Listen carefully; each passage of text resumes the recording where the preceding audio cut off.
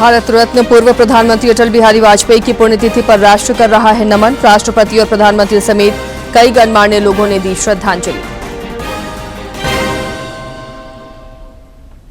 राज्यपाल संतोष कुमार गंगवार ने पिटरवार में मनरेगा पार्क का लिया जायजा।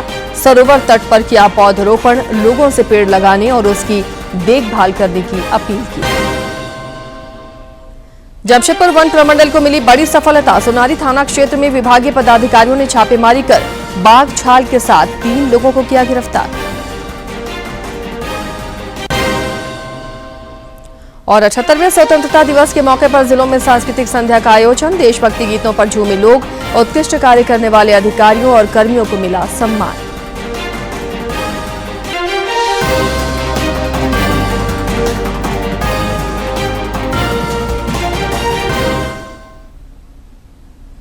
नमस्कार, खबरें झारखंड में आपका स्वागत है। मैं हूं आसिया नाजली और अब समाचारों पर नजर डालते हैं विस्तार से। भारत रत्न पूर्व प्रधानमंत्री अटल बिहारी वाजपेयी की आज पुण्यतिथि है। अटल बिहारी वाजपेयी की पुण्यतिथि पर राष्ट्र उन्हें नमन कर रहा है।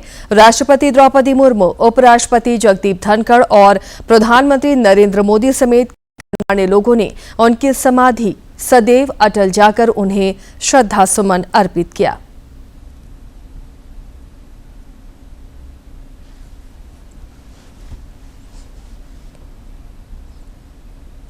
वहीं उपराष्ट्रपति जगदीप धनखड़ ने भी सदैव अटल पर अटल जी को आज श्रद्धा सुमन अर्पित किया और उस दौरान की तस्वीर आपको दिखा रहे हैं।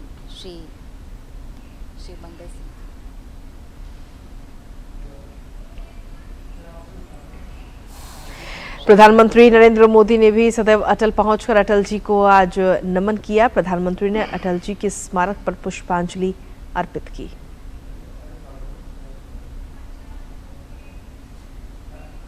अर्पित की जा रही।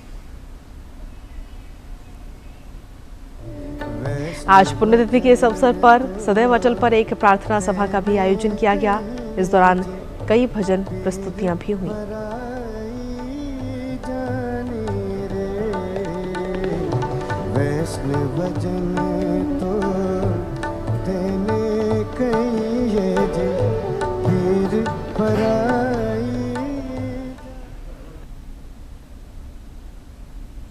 मशहूर सैंड आर्टिस्ट सुदर्शन पटनायक ने भारत रत्न पूर्व प्रधानमंत्री अटल बिहारी वाजपेयी की पुण्यतिथि पर रेत पर उनकी कलाकृति बनाकर उन्हें श्रद्धांजलि अर्पित की है। इस कलाकृति के माध्यम से सुदर्शन पटनायक ने पूर्व प्रधानमंत्री के प्रति अपनी भावनाएं व्यक्त की हैं।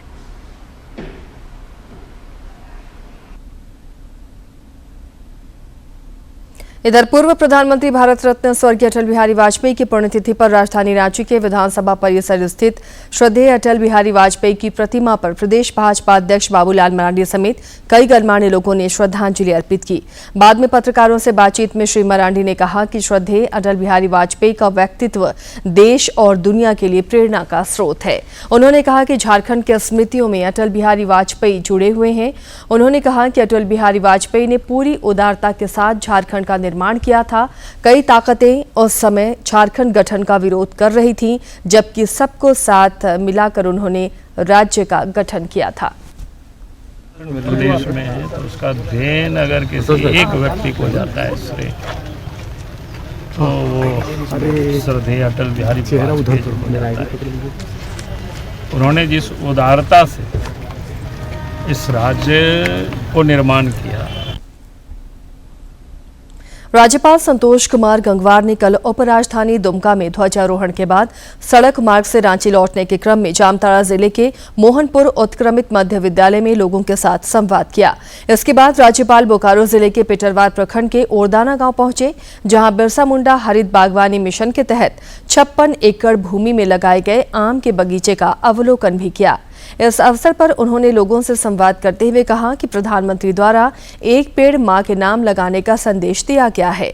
उन्होंने लोगों से अधिक पेड़ लगाने और उसकी देखभाल करने की अपील की। उन्होंने लोगों से सरकारी योजनाओं का लाभ उठाने की भी अपील की है। मुख्यमंत्री हेमंत सोरेन 18 अगस्त को महिला लाभुकों के खाते में डीबीटी के माध्यम से 1000 रुपए की सम्मान राशि हस्तांतरित कर झारखंड मुख्यमंत्री मैया सम्मान योजना का शुभारंभ करेंगे। इसे लेकर मुख्यमंत्री ने कल वरीय अधिकारियों के साथ बैठक कर विस्तृत समीक्षा करते हुए कई निर्देश दिए। उन्होंने कहा कि झारखंड मुख्यमंत्री मैया सम्मान योजना के लिए जो महिलाएं आवेदन कर रही हैं, उनके आवेदन की प्राप्ति और स्वीकृति के साथ चयनित लाभुकों को उनके बैंक खाते में सम्मान राशि हस्तांतरित किए जाने की जानकारी एसएमएस के माध्यम से दें। साथ ही साइबर अपराध से बचाव को लेकर लाभुकों को एसएमएस के माध्यम से जागरूकता संदेश भी भेजें। मुख्यमंत्री हेमंत सोरेन ने दिवंगत सांसद सुनील महतो और पूर्व सांसद सुमन महतो की पुत्री अंकिता महतो के असामयिक निधन पर शोक व्यक्त किया है। दिवंगत अंकिता का पार्थिव शरीर आज सुबह नई दिल्ली से बिरसा मुंडा एयरपोर्ट पहुंचने पर मुख्यमंत्री हेमंत सोरेन और विधायक कल्पना सोरेन ने श्रद्धांजलि दी और शोक संतप्त परिजनों को ढाढस बंधाया। कोलकाता में प्रशिक्षु महिला डॉक्टर के साथ दुष्कर्म और हत्या के बाद हुई तोड़फोड़ के विरोध में भारतीय चिकित्सा संघ ने कल देश भर में हड़ताल की घोषणा की है। यानी 17 अगस्त को एक दिन के लिए देशव्यापी हड़ताल की जाएगी। उससे पहले आज शाम 6 बजे तमाम रेजिडेंट डॉक्टर एसोसिएशन और उनके साथ प्राइवेट अस्पतालों के डॉक्टर्स भी इंडिया गेट पर कैंडल मार्च निकालेंगे। इसके अलावा आईएमए ने कल एक आपातकालीन बैठक में अहम फैसला किया है कि 17 अगस्त यानी कल सुबह 6 बजे से लेकर 18 अगस्त की सुबह 6 बजे तक चिकित्सा सेवाएं बंद रखी जाएंगी। हालांकि इस दौरान आपातकालीन सेवाएं जारी रहेंगी, लेकिन रूटीन ओपीडी की सेवाएं बंद की जाएंगी। आईएमए ने यह भी स्पष्ट किया कि इस दौरान टाली जा सकने वाली सर्जरी भी नहीं की जाएंगी। चिकित्सा संघ ने इस बंद के आह्वान से सभी डॉक्टरों को जुड़ने की भी अपील की है। खास बात यह है कि federation of resident doctors association यानी फोडा ने फिर से हड़ताल पर जाने का फैसला किया है। इधर राजधानी रांची स्थित रिम्स में भी भारतीय चिकित्सा संघ के आह्वान पर कल डॉक्टर हड़ताल पर रहेंगे। भारतीय चिकित्सा संघ की झारखंड इकाई ने कहा है कि हड़ताल के दौरान आपातकालीन सेवाएं जारी रहेंगी। इधर कोडरमा में डॉक्टरों ने कैंडल मार्च निकालकर कोलकाता में प्रशिक्षु महिला के साथ दुष्कर्म और हत्या के विरोध में कैंडल मार्च निकाला। ये मार्च झुमरी तलैया के मुख्य मार्गों से होते हुए झंडा चौक तक गया, जहां मीडिया से बातचीत करते हुए डॉक्टरों ने घटना की निंदा की और दोषियों को कड़ी से कड़ी सजा देने की मांग की। इसके अलावा डॉक्टरों ने सेंट्रल मेडिकल प्रोटेक्शन एक्ट लागू करने की भी मांग की है।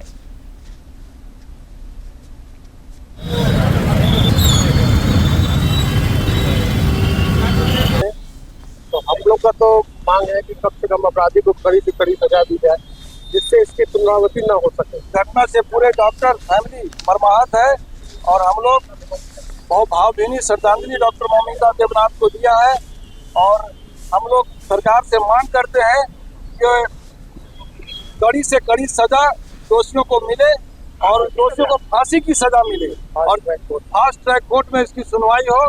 और हम लोग ये डिमांड करते हैं आईएमए के तरफ से, सेंट्रल गवर्नमेंट से भी हम लोग का आईएमए का डिमांड है कि सेंट्रल मेडिकल प्रोटेक्शन एक्ट लागू हो, ताकि पूरे देश में डॉक्टरों की सुरक्षा हो।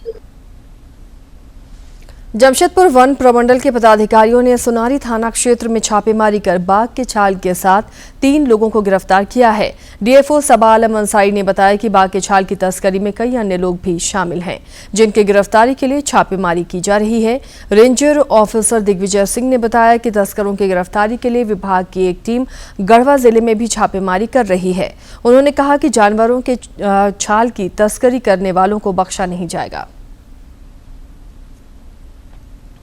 विभाग ऐसे लोगों को बख्शने वाली और छोड़ने वाली नहीं है। हमारी पूरी टीम सशक्त है और चूंकि हम लोग के वरीय पदाधिकारी का पूर्ण सहयोग मिल रहा है, जहां जरूरत हो रही है वो लोग ऊपर पुलिस पदाधिकारी से भी हम लोग सहयोग ले रहे हैं और गांव वाले ग्रामीण भी सहयोग कर रहे हैं। लोगों को पता है कि यह काम जो है वन्य जीव को हत्या करना बहुत बड़ा अपराध है। जमशेदपुर का ही रहने वाला है, वो बाघ के खाल में डील कर रहा है। तो हम लोगों ने एक टीम बनाया हमारे वन क्षेत्र पदाधिकारी के नेतृत्व में और ये लोग डिकॉय खरीदार बन करके उनके पास गए और उनको पैसों का प्रलोभन दे करके वो बाघ का जो खाल है वो हम लोगों ने रिकवर किया है और उसकी निशानदेही पर हम लोग और भी गिरफ्तारी कर रहे हैं और ये जांच की कार्रवाई चल रही है। भारत निर्वाचन आयोग आज एक महत्वपूर्ण प्रेस कॉन्फ्रेंस करने जा रहा है। संभावना है कि विधानसभा चुनावों को लेकर महत्वपूर्ण निर्णयों की जानकारी दी जा सकती है। झारखंड में विधानसभा चुनाव को लेकर पुलिस द्वारा क्या कुछ तैयारियां की जा रही हैं, इसे लेकर पुलिस नोडल पदाधिकारी एवी होमकर के साथ खास बातचीत हमने की। लोकसभा चुनाव सफलतापूर्वक झारखंड में संपन्न होने के बाद इसी वर्ष विधानसभा के चुनाव भी होने हैं और हमारे साथ बातचीत करने के लिए झारखंड पुलिस के नोडल पदाधिकारी एवी होमकर साहब हैं। सर, किस तरीके से लोकसभा अपने बहुत ही शांतिपूर्ण तरीके से, कोई भी घटनाएं झारखंड में नहीं हुई, उसके लिए आप बधाई के पात्र हैं, संपन्न हुआ और अब आप पुलिस नोडल पदाधिकारी हैं, तो उस हिसाब से हम कहें कि जो विधानसभा के चुनाव हो सकता है अक्टूबर, नवंबर या दिसंबर महीने में हो, तो किस तरीके से तैयारियों को अंजाम दिया जा रहा है? देखिए, सबसे पहले तो आपको धन्यवाद और निश्चित रूप से ये झारखंड पुलिस के लिए और सारे जो एजेंसीज इसमें इन्वॉल्व है, सारे जो हमारे पदाधिकारी, कर्मी और जो हमारी CAPFs थी, जो केंद्रीय अर्धसैनिक बल थी, सभी बधाई के पात्र है कि एक हिस्टोरिक अनप्रेसिडेंटेड तरीके से जो है झारखंड में लोकसभा चुनाव संपन्न कराया गया, जिसमें कि कोई भी छोटी बड़ी किसी प्रकार की, चाहे विधि व्यवस्था हो या नक्सल घटना हो, आपराधिक घटना हो, घटित नहीं हुई। तो हमारी ये पूरी टीम इसके लिए बधाई की पात्र है और पुलिस महानिदेशक महोदय और अन्य पदाधिकारियों के द्वारा भी उन्हें इस हेतु जो है पुरस्कृत किया गया है। जहाँ तक विधानसभा चुनाव का सवाल है, निश्चित रूप से विधानसभा चुनाव और चुनौतीपूर्वक होते हैं क्योंकि लोकसभा से भी इसमें और नीचे स्तर पर जो है तैयारियां होती है काफ़ी, और उसके लिए जो है हम लोग ऑलरेडी हमारी प्रिपरेशंस हमने शुरू की है। एज नोडल पदाधिकारी सर्वप्रथम हम लोगों ने सभी हमारे जो SPs है और हमारे जो रेंज और जोन के जो ऑफिसर्स हैं उनके साथ में हम ऑलरेडी समीक्षा बैठक कर चुके हैं। जो हमारी बेसिक तैयारियां होती है वो प्रारंभ की जा चुकी है, जैसे कि जो बूथ्स है, जो बिल्डिंग्स है, उनका वर्गीकरण किया जाता है, नक्सल क्षेत्र में कौन से है, कौन से ज़्यादा सेंसिटिव है, क्रिटिकल वल्नरेबल एरियाज़ में कौन कौन से आते हैं और उसके लिए क्या कार्रवाई करनी चाहिए, तो उसके चिन्हित करने की कार्रवाई भी हो रही है। सुरक्षा बलों का आकलन भी टेंटेटिव रूप से किया जा रहा है। साथ ही साथ वैसे एलिमेंट्स या व्यक्ति जो कि चुनाव में बाधा उत्पन्न कर सकते हैं, ऐसे असामाजिक तत्व है या पूर्व में जिनका चुनावी हिंसा में जो लोग शामिल रहे हैं, तो उन्हें चिन्हित करके अभी से उनके खिलाफ जो है प्रिवेंटिव एक्शंस भी की जा रही है। साथ ही साथ हमारा ये फोकस हमेशा रहता है कि लोगों में एक सुरक्षा का भावना रहे और लोगों में एक कॉन्फिडेंस रहे, तो उसके लिए कॉन्फिडेंस बिल्डिंग मेजर्स के रूप में कई सारी एक्टिविटीज़ अभी की जा रही है। गांव-गांव में संपर्क अभियान किए जा रहे हैं। जिन जगहों पे कम वोटिंग हुई थी वहाँ पे क्या समस्याएं थी उसको समझा जा रहा है। नक्सल समस्या डेफिनेटली एक बड़ी चैलेंज रहती है, तो नक्सल क्षेत्रों में विशेषकर एरिया डोमिनेशन की एक्टिविटीज़ हो रही है। गांव वालों से लगातार हम लोग वहाँ कम्युनिटी पुलिसिंग के प्रोग्राम जब कर रहे हैं तो उन्हें जागरूक कर रहे हैं, उन्हें हम लोग उनकी कोई समस्या है तो उसके बारे में बात कर रहे हैं। कम्युनिकेशन हमारा सीमलेस रहे, इसके लिए जो संचार की व्यवस्थाएं हैं उसके संबंध में अभी से वर्कआउट किया जा रहा है। कई ऐसे दूर दराज के क्लस्टर्स या बूथ्स रहते जहाँ पे हम मतदान कर्मियों को हेलीकॉप्टर के साथ में भेजते हैं, तो उन्हें चिन्हित करने का काम हो रहा है। तो इस तरह से एक शांतिपूर्ण तरीके से चुनाव कराने के लिए जो विभिन्न एस्पेक्ट्स पे जो तैयारी की जाती है वो सभी एस्पेक्ट्स पे हम लोग अभी तैयारी कर रहे हैं। पिछले चुनाव में जहाँ जहाँ समस्याएं हुई थी उन्हें हम देख रहे हैं। जो चुनाव में केस हुए थे उनके इन्वेस्टिगेशन को भी हम लोग फोकस कर रहे हैं, ताकि जो भी लोग उसमें शामिल हो उनके खिलाफ में दोहराई नहीं जा सके। जो हमारी लॉजिस्टिक्स अरेंजमेंट होती है, एडमिनिस्ट्रेटिव अरेंजमेंट्स होती है, बाहर से जो बल आते हैं उनके लिए विभिन्न प्रकार की जो रहने की, ठहरने की, पानी की, बिजली की जो व्यवस्था करनी होती है, तो उन एस्पेक्ट्स पे भी अभी से तैयारी हो रही है। साथ साथ जो हमारे सीईओ झारखंड है उनके दिशा निर्देश पर, उनके मार्गदर्शन में जो है सभी डीसीज़ के साथ में मिलकर कार्य करने के लिए हमारे एसपीज़ लगातार काम कर रहे हैं और तैयारियां जो है अच्छी तरीके से हो रही है।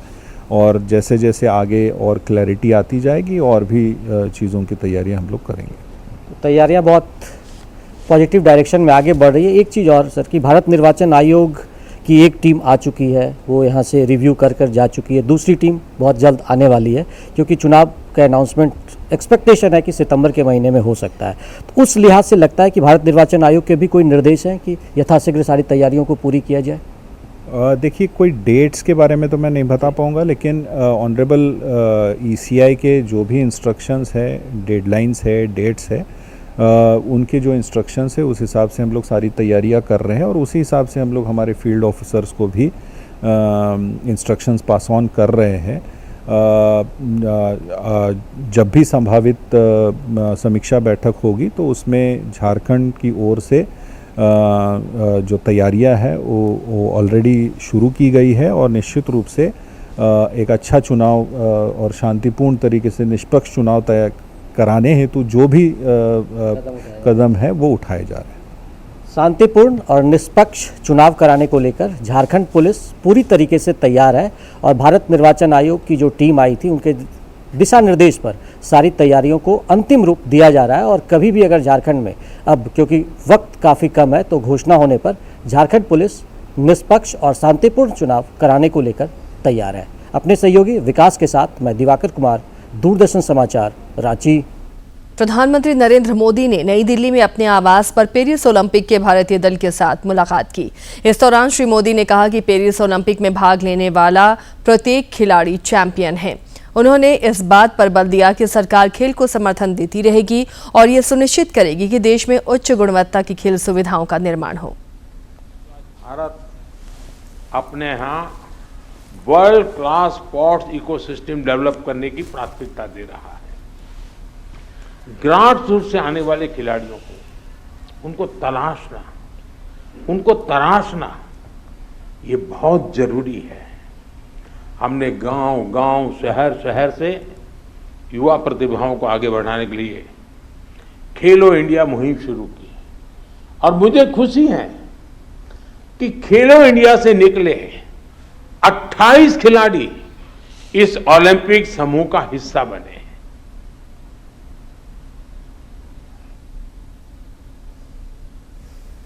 भारतीय अंतरिक्ष अनुसंधान संगठन इसरो ने आज अर्थ ऑब्जर्वेशन सैटेलाइट SSLV-D3 प्रक्षेपित कर इतिहास रच दिया है। इस प्रक्षेपण से SSLV विकास परियोजना का कार्य पूरा होगा और भारतीय उद्योग तथा NSIL द्वारा परिचालित मिशन संचालित हो पाएंगे। तीसरे और अंतिम महत्वपूर्ण उड़ान SSLV-D3 के माध्यम से EOS-8 नामक अर्थ ऑब्जर्वेशन सैटेलाइट को आज लॉन्च किया। आंध्र प्रदेश के श्रीहरिकोटा से इसे प्रक्षेपित किया गया है। यह सैटेलाइट धरती की तस्वीरें लेगा और मौसम की भी जानकारी देगा। SSLV का मतलब है स्मॉल सैटेलाइट लॉन्च व्हीकल। ये रॉकेट छोटे सैटेलाइट लॉन्च करने के लिए बनाया गया है। EOS-8 सैटेलाइट में 3 खास उपकरण लगे हैं, जिसमें पहला है इलेक्ट्रो ऑप्टिकल इंफ्रारेड पेलोड। ये दिन और रात दोनों समय धरती की तस्वीरें ले सकता है। इससे आपदा प्रबंधन, पर्यावरण निगरानी और सुरक्षा में मदद मिलेगी। इसी के साथ ही दूसरा इसमें उपकरण लगा है, वो है global navigation satellite system reflectometry payload. ये समुद्र की सतह, मिट्टी की नमी और हिमालय के ग्लेशियरों की जानकारी देगा। ये बाढ़ की चेतावनी देने में भी मदद करेगा।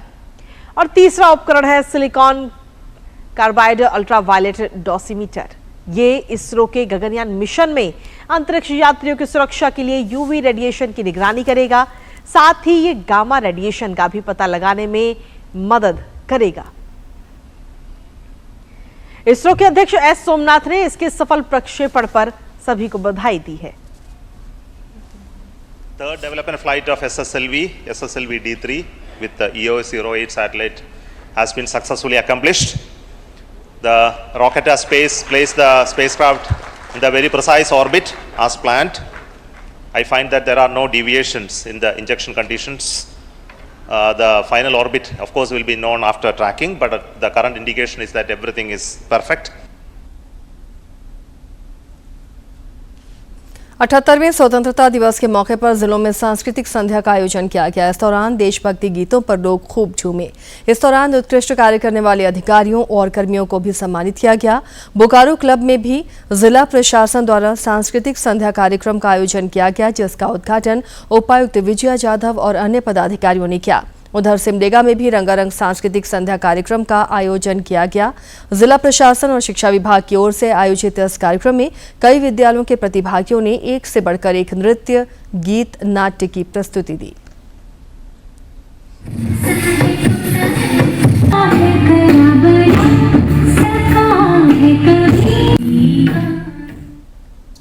प्रधानमंत्री नरेंद्र मोदी 25 अगस्त को आकाशवाणी पर मन की बात कार्यक्रम के माध्यम से देश विदेश के लोगों के साथ अपने विचार साझा करेंगे। आम लोग इस कार्यक्रम को लेकर विचार और सुझाव टोल फ्री नंबर 1800-117800 पर दे सकते हैं। नरेंद्र मोदी ऐप या माईगॉव ओपन फोरम पर भी विचार साझा किए जा सकते हैं।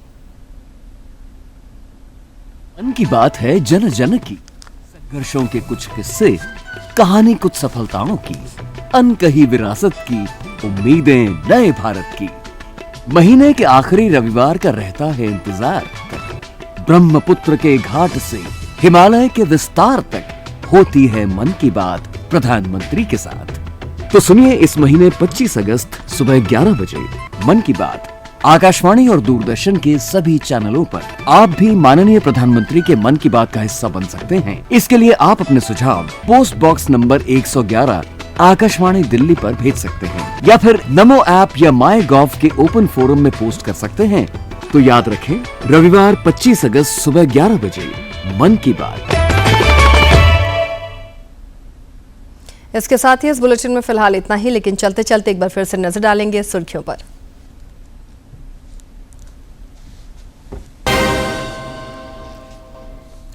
भारत रत्न पूर्व प्रधानमंत्री अटल बिहारी वाजपेयी की पुण्यतिथि पर राष्ट्र कर रहा नमन। राष्ट्रपति और प्रधानमंत्री समेत कई गणमान्य लोगों ने दी श्रद्धांजलि। राज्यपाल संतोष कुमार गंगवार ने पेटरवार में मनरेगा पार्क का लिया जायजा। सरोवर तट पर किया पौधरोपण, लोगों से पेड़ लगाने और उसकी देखभाल करने की अपील। जमशेदपुर वन प्रमंडल को मिली बड़ी सफलता। सोनारी थाना क्षेत्र में विभागीय पदाधिकारियों ने छापेमारी कर बाघ के छाल समेत 3 लोगों को किया गिरफ्तार। और 78वें स्वतंत्रता दिवस के मौके पर जिलों में सांस्कृतिक संध्या का आयोजन। देशभक्ति गीतों पर झूमे लोग, उत्कृष्ट कार्य करने वाले अधिकारियों और कर्मियों को मिला सम्मान।